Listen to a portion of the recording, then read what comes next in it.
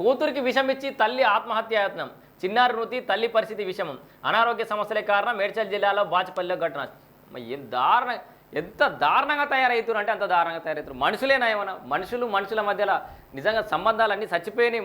ఈ రక్త సంబంధం అని అంటారు కదా వెనకట, ఓ ఆ సంబంధం ఈ సంబంధం వేరు, రక్తబంధం వేరని. రక్తబంధనమే అధ్వానం అయిపోయింది ఇవాళ రేపు.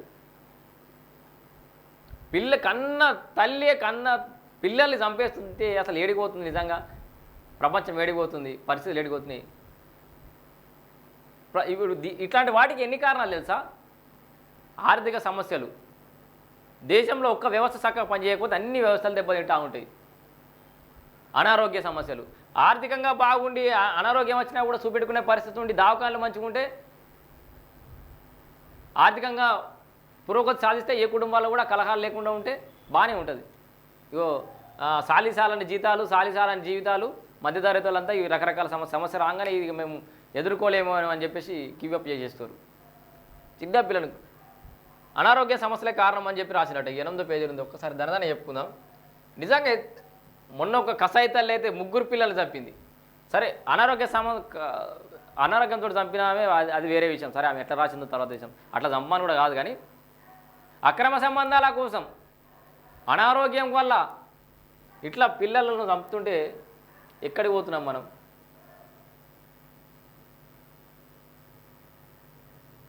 ఇగో హైదరాబాద్ పరిధి బాచుపల్లిలో ఓ తల్లి దారుణాలకు పాల్పడింది. కూల్ డ్రింక్లో ఎలకల మందు కలిపి కూతురికి తాపించి ఆపై తాను సేవించింది.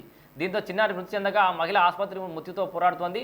బాచుపల్లి ఆదిత్య గార్డెన్లోని హరిత orchid flat number 102లో Namburi Krishnapavani 32 అపార్ట్మెంట్లు ఉంటారంటే పర్లేదు కదా, దంపతులు నివసిస్తున్నారు. వారికి కూతురు జస్విక 4 ఉంది. అయితే కృష్ణపావని కొంతకాలంగా అనారోగ్య సమస్యలతో బాధపడుతుంది. దీంతో తనకేమైనా అయితే తన కూతురు అనాథ అవుతుందని భావించింది. ఇలా అసలు ఈ అపార్ట్మెంట్ కల్చరు, అపార్ట్మెంట్లలో పొద్దుగా అసలు ఏదన్నా దావతులు అయితే కూడా బయటకు వస్తున్న పరిస్థితి లేదు. అత్యవసరమైతే తప్పితే ఇంట్లోకి బయటకు వస్తలేరు. డోర్లు మొత్తం అపార్ట్మెంట్ ఉండేలా బూత్ బంగ్లాలో ఉన్నట్టే ఉంటుంది. మీరు ఏమన్నా అపార్ట్మెంట్ అలా కోరి పొద్దున్నాక ఒక్క దర్వాజా తీసి ఉంటే నన్ను అడుగురి. ఏ రూమ్లో ఏం జరుగుతుందో బయటకు తెలియదు.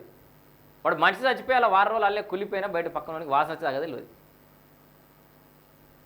రోజు పొద్దుగాల సాయంత్రం అపార్ట్మెంట్ల కింద చేసే వాకింగ్ చేసుకోవడం, మాట్లాడుకొని ఇరుగు పొరుగు మాట్లాడుకొని ఈ బాధ్యతలు షేర్ చేసుకుంటేనేమో కొంత స్ట్రెస్ రిలీఫ్ అవుతుంది. అన్నీ కట్టేసినట్టు సమస్యలు పంచుకునే పరిస్థితి లేకపోయేసరికి ఈ డిప్రెషన్లకు పోయి ఏదో పిచ్చి నిర్ణయాలు తీసుకుంటారు. దీంతో తనకేమైనా అయితే తన కూతురు అనాథ అవుతుందని భావించింది. ఎందుకు అనాథ అవుతుంది? అనాథ అయిన వాళ్ళు